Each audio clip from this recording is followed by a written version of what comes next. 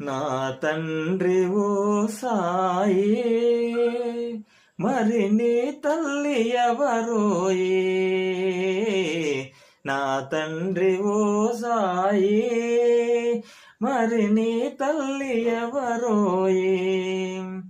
ఉదయాన నేను నీ పూజ కోసం పుష్పాలనే కోయగా,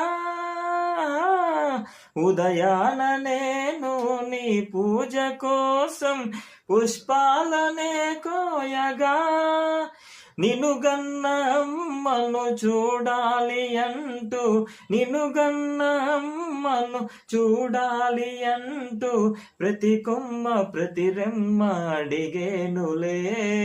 నా తండ్రి ఓ సాయి, మరి నీ తల్లి ఎవరోయే?